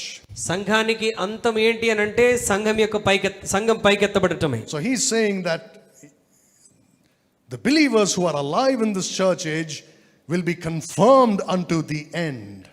మరి ఈ సంఘ కాలములో జీవించినటువంటి విశ్వాసులు అంతము వరకు స్థిరపరచబడతారని అర్థం. What does Philippians 1:6 say?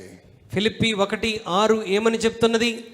He which hath begun a good work in you shall perform it until the day of Jesus Christ. మీలో ఈ మంచి క్రియను ఆరంభించినటువంటి వాడు క్రీస్తు దినం వరకు దానిని భద్రముగా స్థిరపరచును.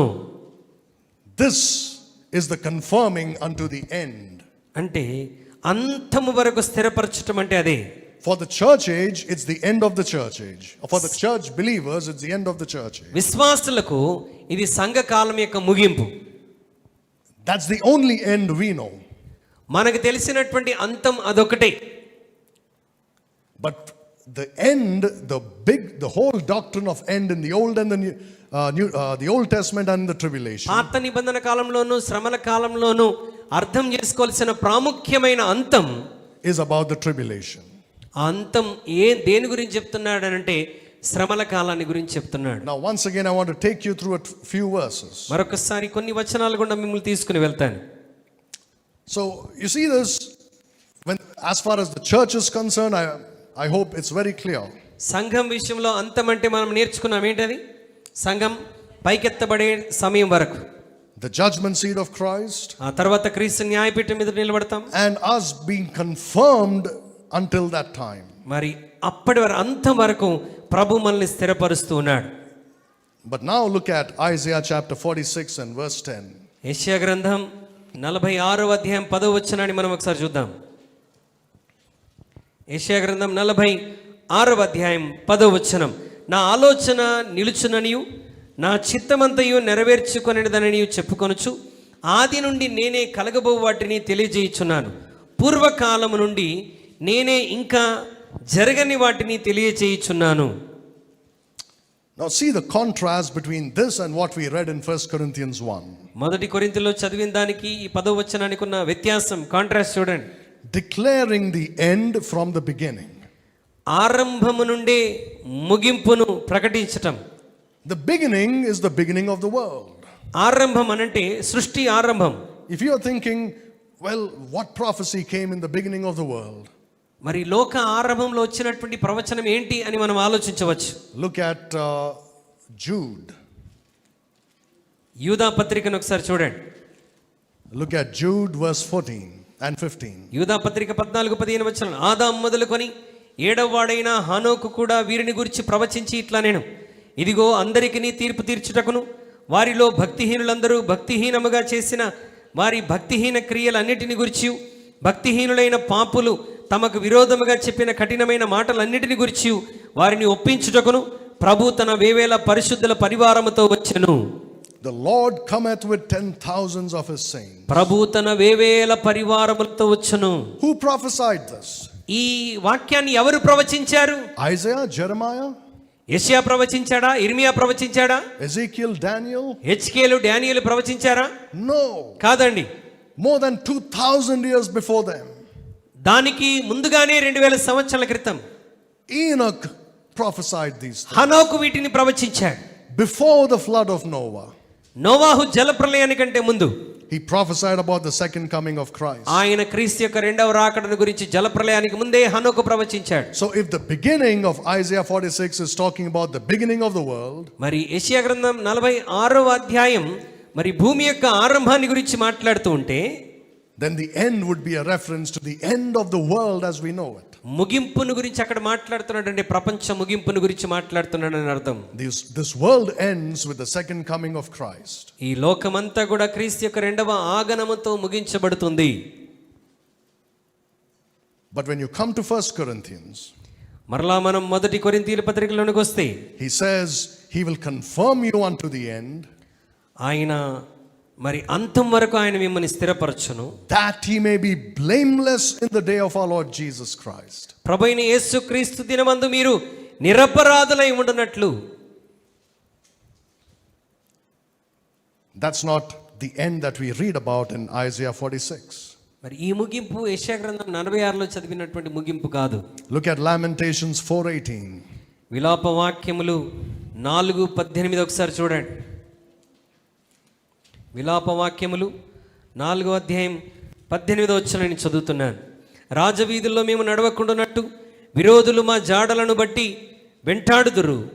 మా అంత్యదశ సమీపమాయను, మా దినములు తీరిపోయినవి, మా అంత్యదశ వచ్చే ఉన్నది. Who is the we there? ఇక్కడ మేము అని ఎవరి గురించి చెప్తున్నాడు? Who is talking? ఎవరి గురించి మాట్లాడుతున్నాడు? మేము అన్నమాట Israel is speaking there. Israel మాట్లాడుతున్నది. And Israel is saying our end is come. Israel మాట్లాడుతుంటది మా అంత్యదశ సమీపించి ఉన్నది. That has two applications. ఇక్కడ రెండు అప్లికేషన్స్, రెండు అన్వయింపులు ఉన్నాయి. The first is a historical one which మొట్టమొదటి చారిత్రాత్మకంగా which happened in 606 BC. మరి 606 క్రీస్తుపూర్వం 606లో జరిగింది. The end came for Israel through the Babylonian captivity. బబులోను చెర అనుభవం ద్వారా ఇశ్రాయేలుకు అక్కడ ఒక అంతం వచ్చింది.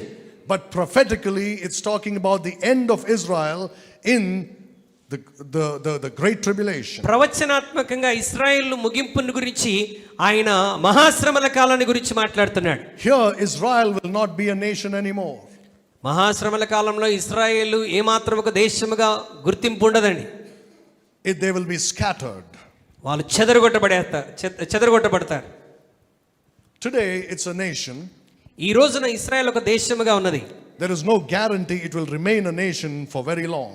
మరి ఇంకా ఒక దేశముగానే ఎక్కువ సంవత్సరాలు కొనసాగుతుందని చెప్పడానికి ఎక్కడ అవకాశం లేదు. Look at Ezekiel chapter 7. This is a long passage, but we will read it verses 1 to 8. యెహెజ్కేలు గ్రంథం 7వ అధ్యాయం పెద్ద వాక్యమే, కానీ మనం తప్పకుండా ఆ వాక్యాలు మనం చదవాలి. యెహెజ్కేలు గ్రంథం 7వ అధ్యాయం 1 to 8. మొదటి నుండి 8 వచనాలు మనం చదువుదాం. మరియు యెహోవా వాక్కు నాకు ప్రత్యక్షమై ఇలాగు సెలవిచ్చెను, నరపుత్రుడా ప్రకటింపుము, ఇశ్రాయేలు దేశమునకు అంతం వచ్చి ఉన్నది, నలుదిక్కుల దేశమునకు అంతం వచ్చి ఉన్నదని ప్రభువు యెహోవా సెలవిచ్చుచున్నాడు. ఇప్పుడు నీకు అంతము వచ్చే ఉన్నది. నా కోపము నీ మీద తెప్పించు, నీ ప్రవర్తనను బట్టి నీకు తీర్పు తీర్చి నీవు చేసిన సమస్త హేయకృత్యముల ఫలము నీ మీదికి రప్పించుచున్నాను. నీ ఎడల కటాక్షముంచకయు కనికరము చూపకయు ఉందును. నేను యెహోవానై ఉన్నానని వెరుగునట్లు నీ ప్రవర్తన ఫలము నీవు అనుభవింపజేసేదను. నీ హేయకృత్యములు నీ మధ్యనే ఉండనిత్తును. ప్రభువైన యెహోవా సెలవిచ్చినదేమనగా, దురదృష్టము వింతైన దురదృష్టము సంభవించుచున్నది, అంతము వచ్చుచున్నది, అంతమే వచ్చుచున్నది, అది నీ కొరకు కనిపెట్టుచున్నది. ఇదిగో సమీపమాయను. దేశ నివాసులారా, మీ మీదికి దుర్దినము వచ్చుచున్నది, సమయం వచ్చుచున్నది, దినము సమీపమాయను. ఉత్సాహధ్వని కాదు, శ్రమధ్వనియే పర్వతముల మీద వినబడుచున్నది. ఇంకా కొంతసేపటికి నేను నా క్రోధము నీ మీద కుమ్మరింతును, నీ మీద నా కోపము నెరవేర్చుచు నీ ప్రవర్తనను బట్టి నీకు తీర్పు తీర్చి నీ సమస్త హేయకృత్యముల ఫలము నీ మీదికి రప్పించెదను. You've read how many times God speaks about the end in this passage. అంతము అంతము అంతమని దేవుడు ఎన్నిసార్లు ఇక్కడ మాట్లాడుతున్నా చూడండి. What end is he talking about? ఇక్కడ అంతము ముగింపు అంటే దేని గురించి మాట్లాడుతున్నాడు? He's talking about the end of Israel. ఆయన ఇశ్రాయేలు యొక్క అంతమును గురించి మాట్లాడుతున్నాడు. So since Israel's end happens in the great tribulation, ఇశ్రాయేలు యొక్క అంతము మహాశ్రమల కాలంలో జరుగుతున్నప్పుడు, the great tribulation itself is the end. మహాశ్రమల కాలమే ఒక గొప్ప ముగింపు. This is the end of Israel, this is the end of the world. ఇశ్రాయేలు యొక్క అంతము, ప్రపంచం యొక్క అంతము కూడా. So, what is the end? Firstly, it's the end of the tribulation. So అంతము అంటే ఏంటంటే మొట్టమొదటిగా శ్రమల కాలపు అంతపు ముగింపు. It's the end of the world. రెండవది ప్రపంచం యొక్క అంతం. It's the end of Israel. మూడవది ఇజ్రాయేల్ యొక్క అంతం. Nothing to do with the church. శ్రమల అంతము, ప్రపంచ అంతము, ఇశ్రాయేల్ అంతం. సంఘానికి అంతానికి సంబంధం లేదు. It's got nothing to do with the end of your life. నీ జీవితం. మత్తయి సువార్త 10వ అధ్యాయంలోనికి త్వరగా వెళ్దాం. You say, oh, now this is the New Testament. ఇప్పుడు ఇది క్రొత్త నిబంధన కదా అని మీరు అనవచ్చు. You will మత్తయి read సువార్త 10వ అధ్యాయం verse 22. 22వ వచనం నేను చదువుతున్నాను. మీరు నా నామము నిమిత్తం అందరి చేత ద్వేషించబడుదురు, అంతము వరకును సహించిన వాడు రక్షింపబడును. What is the end? ఇక్కడ అంతం అంటే Who is he talking to? ఎవరి గురించి మాట్లాడుతున్నాడు? He's talking to Israel. ఆయన ఇజ్రాయెల్ గురించి మాట్లాడుతున్నాడు. Just because the book is in the New Testament doesn't mean he's talking to the church. ఈ క్రొత్త నిబంధనలో రాయబడింది కనుక నీ గురించి రాయబడింది అని అనుకుంటే పొరపాటు. Jesus didn't even die till then. అప్పటికి యేసుక్రీస్తు ప్రభువు చనిపోయాడా? చనిపోలే. Not only did he not die, the church has not been formed yet. యేసు ప్రభువు చనిపోవటమే కాదు, అప్పటికి సంఘం స్థాపించబడిందా? లేదు. He's talking to Israel. అంటే ఎవరిని ఉద్దేశించి మాట్లాడుతున్నాడు? ఇజ్రాయేలును ఉద్దేశించి మాట్లాడుతున్నాడు. Now look at chapter 24 and verse 3. 24వ అధ్యాయం 3వ వచనంలోనికి ఒకసారి రండి. మత్తయి 24:3. ఆయన ఒలీవ కొండ మీద కూర్చుండి ఉన్నప్పుడు శిష్యులు ఆయన దగ్గరికి ఏకాంతముగా వచ్చి, ఇవి ఎప్పుడు జరుగును? నీ రాకడకును యుగ సమాప్తికి సూచనలేవి మాతో చెప్పుమనగా. You see, tell us what shall be the sign of thy coming and of the end of the world. నీ రాకడకు ఈ యుగ సమాప్తికి సూచనలేంటి అని వారు అడుగుతున్నారు. The coming is this. నీ రాకడ అంటే అర్థం ఏంటి? క్రీస్తు యొక్క రెండవ ఆగమనం. That means the end is talking about the second coming. అంటే ముగింపును గురించి మాట్లాడుతున్నాడు, అంతం గురించి మాట్లాడుతున్నాడు, అంటే రెండవ రాకడను గురించి మాట్లాడుతున్నాడు అని అర్థం. They're asking him, when shall be the end of all these things? వీటన్నిటికీ అంతం ఎప్పుడు అని. Look at verses 13 and 14. 24వ అధ్యాయం 13-14 వచనాలు మనం చూద్దాం. అంతము వరకు సహించిన వాడెవడో వాడే రక్షింపబడును, మరియు ఈ రాజ్య స్వార్థ సకల జనములకు సాక్షార్థమై లోకమందంతటను ప్రకటించబడును. అటు తర్వాత అంతము వచ్చును. Look at verse 6. 6వ వచనం కూడా చదవండి. మరియు మీరు యుద్ధములను గురించి యుద్ధ సమాచారాల గురించి వినబోదురు, మీరు కలవరపడకుండా చూచుకొనుడి, ఇవి జరగవలసి ఉన్నది కానీ అంతము వెంటనే. What's he talking about? దేని గురించి మాట్లాడుతున్నాడు ప్రభు ఇక్కడ? Firstly, in verses 3 and 6, he's talking about the things that happen in the beginning of sorrows. 3-6 వచనాల్లో శ్రమల కాలం ఆరంభంలో జరుగుతున్నటువంటి శ్రమల గురించి మాట్లాడుతున్నాడు. And he says all these things will happen here. ఇవన్నీ ఈ 3.5 సంవత్సరాల శ్రమల కాలంలో జరుగుతాయి. But the end is not yet. అయితే అంతము అప్పుడే రాదు. Not the end of your life. నీ జీవితపు అంతం కాదండి. The end of the tribulation is not yet. శ్రమల యొక్క అంతము అప్పుడే అయిపోలే. Then he says in verse 13, మరలా 13వ వచనంలో అంటాడు, he that shall endure unto the end shall be saved. అంతం వరకు సహించినటువంటి వాడే రక్షింపబడును. What exactly is he saying? అంతం వరకు సహించిన వాడంటే ప్రభు నిశ్చయంగా ఏమని చెప్తున్నాడు? Now look at this. జాగ్రత్తగా వినండి. If these 3.5 years are the end, ఈ మహాశ్రమల 3.5 సంవత్సర కాలమే అంతమైతే, and he's talking to them about what's happening here, ఆయన మరి శ్రమల కాలంలో జరుగుతున్నటువంటి విషయాల గురించి వారితో మాట్లాడుతూ, he that shall endure unto the end shall be saved. ఈ మొదటి 3.5 సంవత్సరాల్లో అంతం వరకు సహించిన వాడు రక్షింపబడనంటే పైకెత్తబడతాడని అర్థం. He will not experience what's going to happen here. అతడు మహాశ్రమలను అనుభవంలోనికి రాడు. That's what Matthew 24:13 is talking about. మత్తయి సువార్త 24:13 దాని గురించి మాట్లాడుతున్నది. Verses 3 and 6 talking about The beginning of sorrows. What is it 3, called? 6 వచనాలు శ్రమల ఆరంభాన్ని గురించి మాట్లాడుతున్నది. What is the beginning of sorrows called in Telugu? వేదనలకు అంతం, Verse వేదనలకు ప్రారంభం. Verse 8, yes. 8వ వచనం. All these are the beginning of sorrows. ఇవన్నీ వేదనలకు ప్రారంభం. The beginning of sorrows are for 3.5 years. ఈ మొదటి 3.5 సంవత్సరాలు వేదనలకు ఆరంభం. And then comes great tribulation or the end. ఆ తరువాత మహాశ్రమల కాలము అంతము వస్తుంది. Now Jesus says in verse 14 of Matthew 24. యేసుక్రీస్తు 24:14 ఏమని చెప్తున్నాడు అంటే, You can read it. మరియు ఈ రాజ్య సువార్త సకల జనులకు సాక్ష్యార్థమై లోకమందంతటను ప్రకటింపబడును, అటు తరువాత అంతం వచ్చును. Remember, Jesus and John the Baptist's message was, repent for the kingdom of heaven is at hand. యేసుక్రీస్తు బాప్తిస్మమిచ్చి యోహాను చేసినటువంటి ప్రసంగాల్లో ప్రాముఖ్యమైన అంశమేంది? దేవుని రాజ్యము, పరలోక రాజ్యం సమీపించి ఉన్నది, మారు మనసు పొందుడి. Why is it that nobody in the church age preaches this? సంఘకాలంలో ఎవరు కూడా పరలోక రాజ్యం సమీపించి ఉన్నది, మారు మనసు పొందడని ఎందుకు ప్రకటించట్లేదు? Because it's not connected to the church. ఎందుకంటే ఈ పరలోక రాజ్యము సంఘానికి సంబంధించినటువంటిది కాదు. The kingdom of God is connected to the church. Kingdom of God, దేవుని యొక్క రాజ్యము ఇశ్రాయేలుకు సంబంధించినటువంటిది. To the church.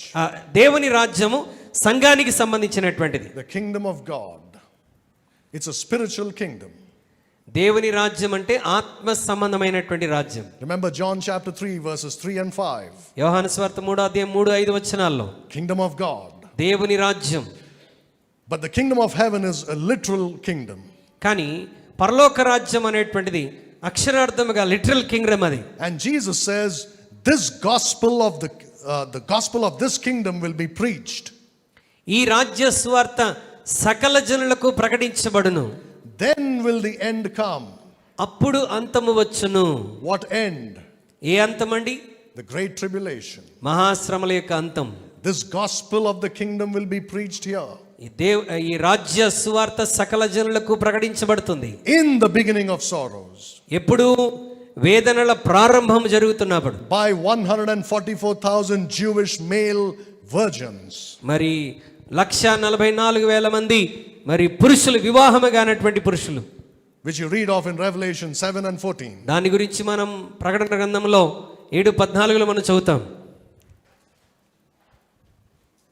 Then will the end come. అప్పుడు మాత్రమే అంతము వస్తుంది. What is that end? ఏంటండి ఆ అంతం? The great tribulation. మహాశ్రమల యొక్క అంతం. 2 more verses before we close. ముగించక ముందు ఇంకో 2 వచనాలు. Look at Hebrews chapter 3 and verse 6. హెబ్రీయులకు రాసిన పత్రిక 3వ అధ్యాయం 6వ వచనంలోనికి ఒకసారి రండి. హెబ్రీ 3:6 వచనం. అయితే క్రీస్తు కుమారుడయుండి, Yes. అయితే క్రీస్తు కుమారుడయుండి ఆయన ఇంటి మీద నమ్మకముగా ఉన్నాడు. ధైర్యమును నిరీక్షణ వలన ఉత్సాహమును తుదమట్టుకు స్థిరముగా చేపట్టిన యెడల మనమే ఆయన ఇల్లు.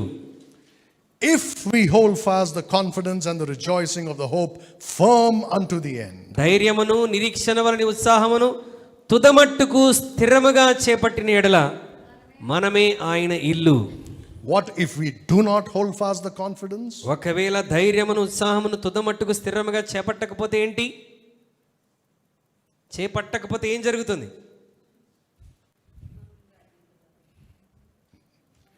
Who is it talking about?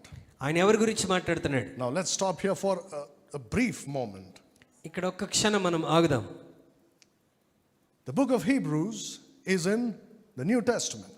హెబ్రీయులకు రాసిన పత్రిక ఎక్కడ ఉంది? క్రొత్త నిబంధనలో ఉంది.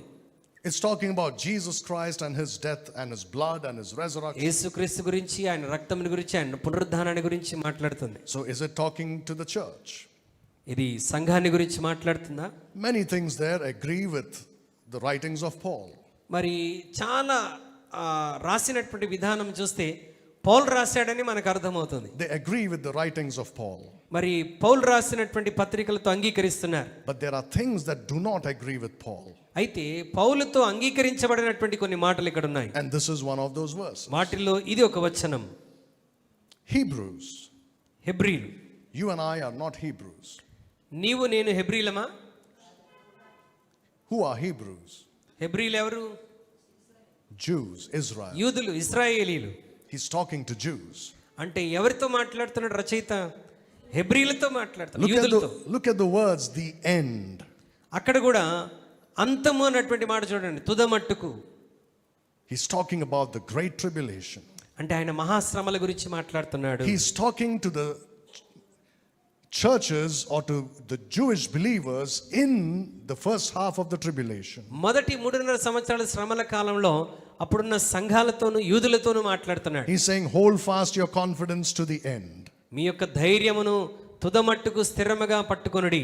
This is the end. మరి ఇది అంతము. If you hold it fast, you'll be raptured. మీరు స్థిరముగా పట్టుకొనుంటే మీరు పైకెత్తబడతారు. Now look at Hebrews chapter 6 and verse 11.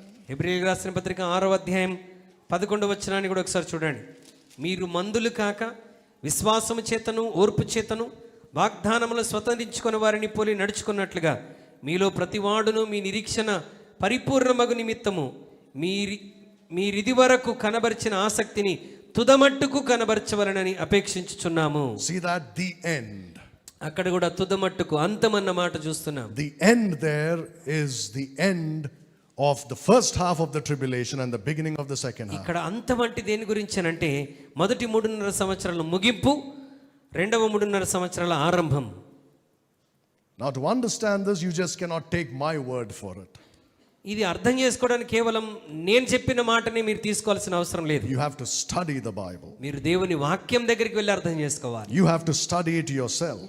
మీకు మీరుగా దేవుని వాక్యం చదివి ధ్యానించి అర్థం చేసుకోవాలి. Both in chapter 3 verse 6 and 6 verse 11. 3వ అధ్యాయం 6వ వచనం, 6వ అధ్యాయం 11వ వచనంలో He's talking to the virgins. ఆయన ఎవరితో మాట్లాడుతున్నాడు? మరి వర్జిన్స్, వివాహము కాని పురుషులతో మాట్లాడుతున్నాడు. The 10 virgins of Matthew 25. మత్తయి సువార్త 10వ అధ్యాయంలో ఉన్నటువంటి కన్యకల గురించి మాట్లాడుతున్నాడు. The 10 virgins. 10 మంది కన్యకల గురించి. He's talking to them about the end. మరి వారి అంతము గురించి మాట్లాడుతున్నాడు. He's talking about the second half of the tribulation. అంటే శ్రమల కాలంలో రెండవ మరి భాగాన్ని గురించి మాట్లాడుతున్నాడు. He that shall endure unto the end, the same shall be saved. తుదమట్టుకు ఆసక్తిని తుదమట్టుకు కనబరిచేటువంటి వాడు రక్షించబడతాడు. We finished our time, so I'll close here. మన సమయం అయిపోయింది కనుక నేను ఇక్కడితో ముగిస్తున్నాను. There are few more verses to understand more clearly this doctrine of the end. ఈ అంతము అనేటువంటి అంశాన్ని అర్థం చేసుకోవడానికి మరికొన్ని వచనాలు ఉన్నాయి. But once you understand this, ఒక్కసారి మనం ఈ ముగింపును అర్థం చేసుకుంటే you will see that all these verses which talk about the end are talking about the tribulation. అంతమును గురించి మాట్లాడుతున్నటువంటి వచనాలన్నీ దేని దగ్గరికి మనం తీసుకుని వెళ్తున్నాయంటే శ్రమల కాలం దగ్గరికి. As far as the church is concerned, సంఘం విషయంలోనైతే he says he will confirm you to the end. మరి మిమ్మల్ని అంతం వరకు ఆయనే సంరక్షిస్తాడని దేవుని వాక్యం అంటున్నది. Your end is the end of the church age. మన ముగింపు ఎక్కడ అంటే సంఘం యొక్క మరి సంఘం పైకెత్తబడే వరకే. He will keep you till that time and you will stand at the సంఘం judgment seat. పైకెత్తబడే వరకు ప్రభు మిమ్మల్ని సంరక్షించి పైకి తీసుకొని వెళ్తాడు. Because God is faithful, he says in verse 9 of 1 Corinthians 1. ఎందుకంటే మన ప్రభు నమ్మదగిన వాడు అని Bible సెలవిస్తున్నది. What should we do? మనం ఏం చేయాలి? We should continue living in fellowship with Jesus Christ. యేసుక్రీస్తు తోటి సహవాసంలో మనం కొనసాగుతూ ఉండాలి. And to him with all your heart. నీ పూర్ణ హృదయంతో దేవుని వైపు తిరగాలి. Know that the end is very close to us. అంతము సమీపముగా ఉన్నదని మనం ఎరగాలి. And seeing that we are very close to the end, it gives us all the more reason to walk closely with Jesus Christ, overcoming this flesh, the world and the devil. అంతము సమీపముగా ఉన్నదని గ్రహించినటువంటి వారమై మన శరీరమును, లోకమును, సాతానును జయించటానికి మనం సమర్పించుకోవాలి. It should encourage us to holiness. మరి ఇది మనం పరిశుద్ధంగా జీవించటానికి మనకి ప్రోత్సహించాలి. To draw close to Jesus Christ. దేవునికి సమీపముగా జీవించటానికి మనం పూనుకోవాలి. And live to accomplish his purpose and will for our lives. మన జీవితంలో ఆయన ఉద్దేశాన్ని, చిత్తాన్ని నెరవేర్చడానికి ముందు కొనసాగాలి. Let us pray. ప్రార్థన చేద్దాం. Just a few seconds, let's pray silently in our hearts. కొన్ని క్షణాలు మన హృదయంలో మౌనంగా మనం ప్రార్థన చేద్దాం. Christians take sin very lightly. క్రైస్తవులు పాపాన్ని చాలా తేలిగ్గా తీసుకుంటున్నారు.